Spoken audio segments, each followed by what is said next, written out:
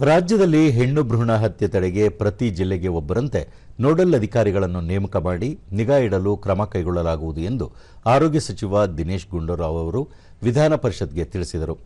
ಸದಸ್ಯ ಸಿಟಿ ರವಿ ಪ್ರಶ್ನೆಗೆ ಉತ್ತರಿಸಿದ ಸಚಿವರು, ರಾಜ್ಯದಲ್ಲಿ ಕೆಲವು ಜಿಲ್ಲೆಗಳು ಮತ್ತು ಕೆಲವು ಆಸ್ಪತ್ರೆಗಳಲ್ಲಿ ಗಂಡು ಶಿಶುಗಳ ಜನನ ಪ್ರಮಾಣ ಹೆಚ್ಚಾಗುತ್ತಿದೆ. ಅಂತಹ ಕಡೆಗಳಲ್ಲಿ ನಿಗಾ ಇಡಲು ನೋಡಲ್ ಅಧಿಕಾರಿಗಳನ್ನು ನೇಮಕ ಮಾಡಲಾಗುತ್ತಿದೆ ಎಂದು ಹೇಳಿದರು. ಹೆಣ್ಣು ಭ್ರೂಣ ಹತ್ಯೆ ಒಂದು ಸಾಮಾಜಿಕ ಪಿಡುಗಾಗಿದೆ. ಅದನ್ನು ಸ್ವಯಂ ಪ್ರೇರಿತವಾಗಿ ಮಾಡಿಸಿಕೊಳ್ಳುವವರ ಸಂಖ್ಯೆ ಹೆಚ್ಚಾಗಿದೆ. ಭ್ರೂಣಲಿಂಗ ಪತ್ತೆಗಾಗಿ ಅತ್ಯಾಧುನಿಕ ತಂತ್ರಜ್ಞಾನದ ಯಂತ್ರಗಳ ಬಳಕೆ ಮಾಡಲಾಗುತ್ತಿದ್ದು, ಅಂತಹ ಯಂತ್ರಗಳಿಗೆ ಕಡಿವಾಣ ಹಾಕಲು ಕೇಂದ್ರ ಸರ್ಕಾರಕ್ಕೆ ಮನವಿ ಮಾಡಲಾಗಿದೆ ಎಂದರು. ಭ್ರೂಣಲಿಂಗ ಪತ್ತೆ ಕೃತ್ಯದಲ್ಲಿ ಭಾಗಿಯಾಗುವ ಸರ್ಕಾರಿ ವೈದ್ಯರ ವಿರುದ್ಧ ಮತ್ತಷ್ಟು ಕಠಿಣ ಕ್ರಮ ಕೈಗೊಳ್ಳುವ ಸಂಬಂಧ ಕಾನೂನು ಜಾರಿಗೆ ಪರಿಶೀಲಿಸಲಾಗುವುದು ಎಂದು ಹೇಳಿದರು. ಆದ ನಂತರ ಅವರು ಹೆಣ್ಣು ಅಂತ ಗೊತ್ತಾದಾಗ ಅದು ಮಾಡ್ಕೋಬಾರ್ದು, ಸೆಕ್ಸ್ ಡಿಟರ್ಮಿನೇಷನ್ ಮಾಡ್ಕೊಳ್ಳೇಬಾರ್ದು. ಆಕ್ಚುಲಿ ಅದು ಕಾನೂನು ಬಾಹಿರಾಗಿದೆ.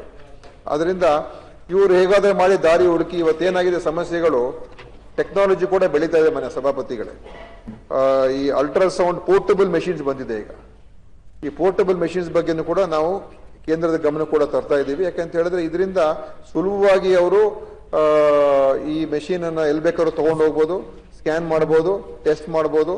ಮತ್ತು ಅದು ಒಂದು ಸಮಸ್ಯೆ ಆಗಿದೆ ಮನೆ ಸಭಾಪತಿಗಳೇ. ಅದ್ರ ಬಗ್ಗೆನೂ ಕೂಡ ಸ್ವಲ್ಪ ಕಂಟ್ರೋಲ್ ಮಾಡ್ತಕ್ಕಂಥದ್ದು ಅವಶ್ಯಕತೆ ಇದೆ ಅದು ಕಾನೂನು ಅಡಿಯಲ್ಲಿ.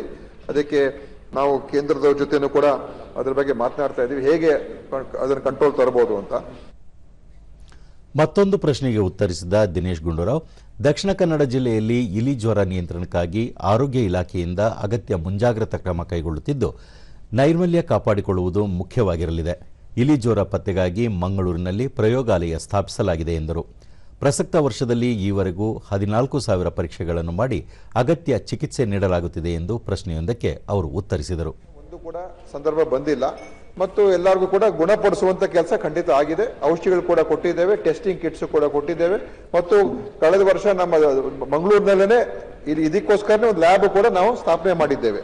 ಅದರಿಂದ ಇದಕ್ಕೆ ಪ್ರಾದೇಶಿಕ ಲೆಪ್ಟೋಸ್ಪೈರ ಪ್ರಯೋಗಾಲಯ ಅದನ್ನು ಕೂಡ ನಾವು ಹಿಂದೆ ಮಂಗಳೂರಿನಲ್ಲೇ ಈಗ ಸ್ಥಾಪನೆ ಆಗಿದೆ. ಅದರಿಂದ ಸುಲಭವಾಗಿ ನಮಗೆ ಟೆಸ್ಟ್ ರಿಸಲ್ಟ್ಸ್ ಕೂಡ ಬರ್ತಾ ಇದೆ. ಆ ಕಾರಣದಿಂದ ಇದನ್ನ ನಿಯಂತ್ರಣ ಮಾಡುವಂಥದ್ದು, ಗುಣಪಡಿಸುವಂತ ಕೆಲಸ ನಾವು ಮಾಡ್ತಾ ಇದ್ದೀವಿ ಮಾನ್ಯ ಸಭಾಪತಿಗಳು.